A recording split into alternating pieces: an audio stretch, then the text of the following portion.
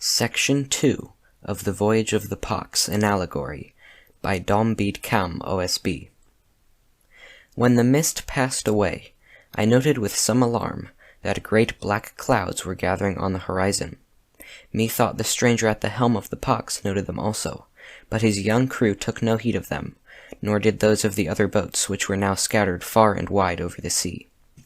And as I gazed, a large boat drew close to the side of the Pox. It was the gay pleasure boat whereon I had seen Eutyches embark. The purple sails, filled out with the rising wind, were bearing her swiftly onward. On her prow I saw her name inscribed in golden letters, Gloria Mundi.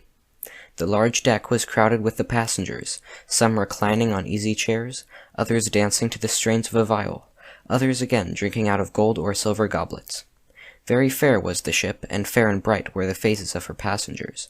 All seemed full of gaiety and enjoyment, and I noticed that Eutyches seemed much engrossed in the conversation of the beautiful girl who sat by his side. Presently, however, he looked up and saw the Pox close beside his own vessel. "What ho, Calixtus, what ho, Symphorian," he called out merrily. "Are ye not tired of your dull old craft and your ceaseless toil? See what a fine time we are having on board this gallant boat. Plenty of amusement of all kinds, and not a stroke of work." Both boys looked up at the call, and methought their eyes rested with some natural pleasure on the bright picture before them. "Come and join us," continued Eutyches. "Don't stay moping there. Ye will see nothing of life on that dull ship with the black sails. Why, it gives me the shivers even to look at it. Come, and we will have a merry time at the fair city of Voluptas, whither we are bound." Symphorian hesitated. He glanced at the stranger.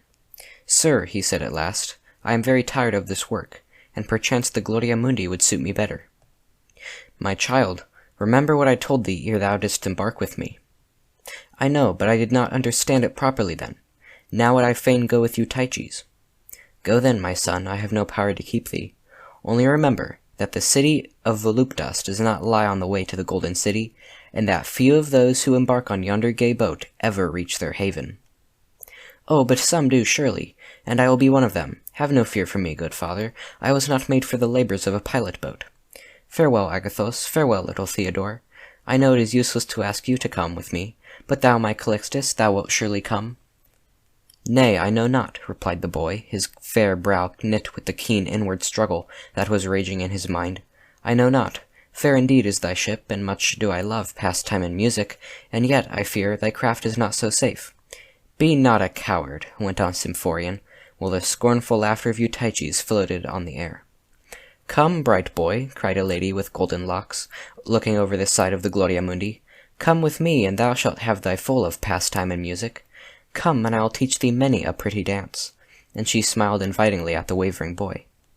But Calixtus turned to the stranger. "Father," he said, "what shall I do?" "My child," he replied gravely, "look at what our father Benedict hath written." And he drew out a roll from his breast and began to read. "Deny thyself in order to follow Christ. Chastise thy body. Seek not after pleasures. Make thyself a stranger to this world and its works. This, my son, is the safe way that leads surely to the Golden City. In yonder bark thou wouldst find pleasures indeed, but pleasures that would endanger thy safety and bring thee into terrible peril." Calixtus looked in the old man's face. His bright eyes were dimmed with a tear, for the sacrifice cost him much, but he said bravely and resolutely, "Father, I wish to serve the prince, and I will take thy counsel." Meanwhile, a little boat had left the Gloria Mundi to fetch Symphorian. Gladly he clambered into her, and, without waiting even to say good-bye to his old companions, pushed off quickly for the pleasure ship. Agathos looked very sad, and little Theodore began to cry bitterly. All were so busy trying to comfort him that they did not notice that the lady with the golden locks who had addressed Calixtus was making signals to him once more. Kissing her hand to him, "Farewell, fair youth," she cried, "fair thou art, but foolish. Still will I give thee a flask of sweet wine that thou mayst drink to our good voyage." And so saying, she deftly tossed over into the boy's lap a golden bottle, which he took blushing and hid within his bosom. And as he did so, methought I heard a deep sigh fall from the stranger at the helm. And now the Gloria Mundi was already far on her way, keeping a different course to that followed by the Pox.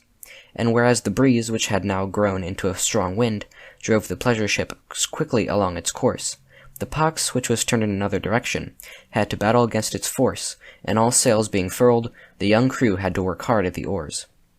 Methought Calixtus cast more than one longing glance after the gaily painted craft, as he toiled at the oar till the sweat stood in great beads on his brow. At last his turn came to rest awhile. "Why should I not at least refresh me after my labor by drinking of the wine she gave me?" I heard him say to himself, and drawing the flask furtively from his bosom, he examined it carefully. Beautiful indeed it was, of pure gold, set with precious stones. Around it wound a golden snake with eyes of emeralds, and the reptile's mouth formed the orifice of the flask. On it was engraved the device, Concupiscentia Carnis. The boy started when he saw the serpent, which looked indeed most lifelike.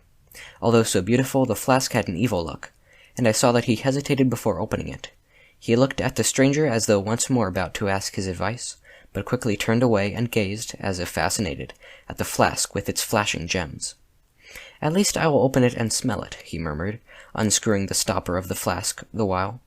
A sweet but sickly perfume rose from the opened bottle. Calixtus turned pale, but eagerly smelled it again and again. Had he been rowing, he could not have yielded himself up so entirely to his uncanny treasure, but he was resting in the prow, and no one looked his way. Slowly, as if fascinated by the serpent's jeweled eyes, he raised the flask to his lips and quaffed a few drops. "Ah, how sweet, he exclaimed, and eagerly drank again. His eyes shone wildly, and his cheek was flushed with excitement or with the potent draught. And now a gentle voice fell on his ear, and hastily closing the flask, he thrust it in his bosom, and turned to see Agathos standing by his side. "Calixtus," he said, "it is thy turn to row." "What, wilt thou give me no rest?" the lad cried querulously. "Work from morning to night. Ah, would I were with Symphorian." "Calixtus," said Agathos reproachfully, "what has come to thee? But I know well thou dost not mean it. And indeed, if thou wilt, I will gladly take thy turn. Only wilt thou then take little Theodore? And I had promised him that I would sing him to sleep. No, go away and leave me in peace. Why should I be troubled with the child?" Agathos was amazed. Was this the bright, cheerful Calixtus, who always had a kind word and a smile for everyone? He could hardly believe his ears. "Methinks thou art not well," he said. "Art thou suffering, my Calixtus?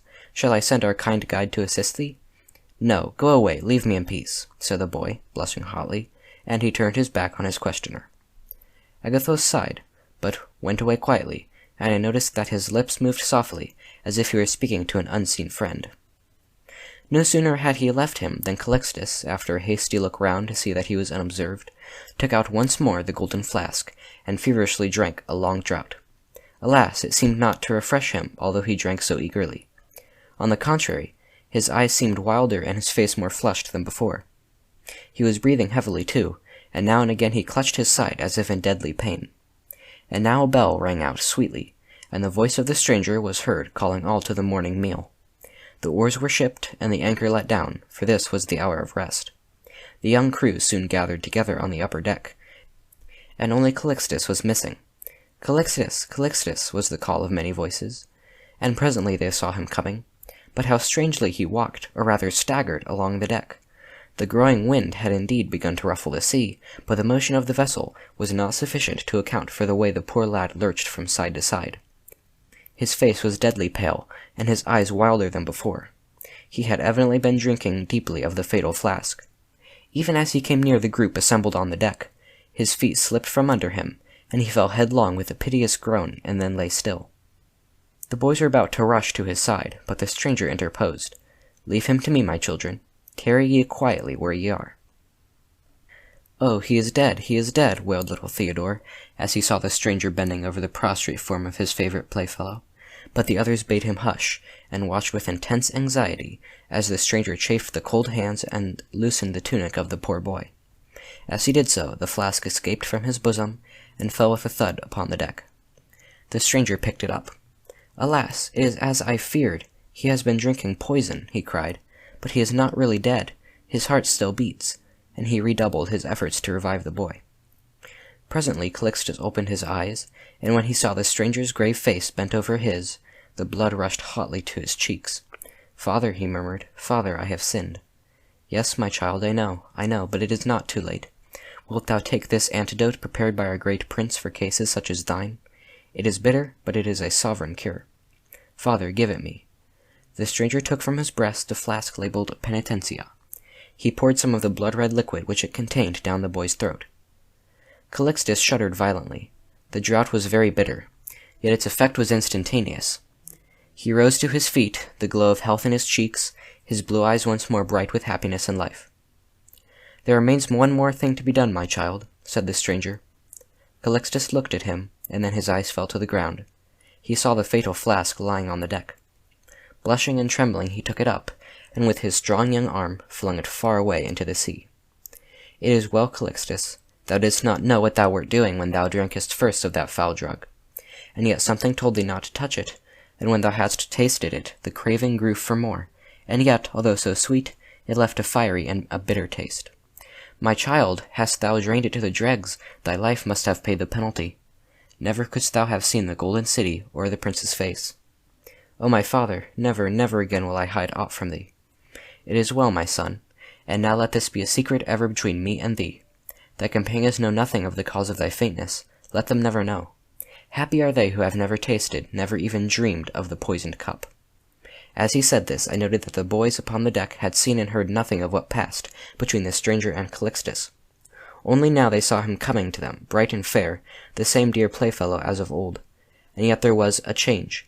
Something of the boy's innocent gaiety had fled, and methought there was a trace of sadness even in the smile wherewith he greeted their rapturous welcome, and assured them that he was as well as ever. And now the hour had come for the morning meal.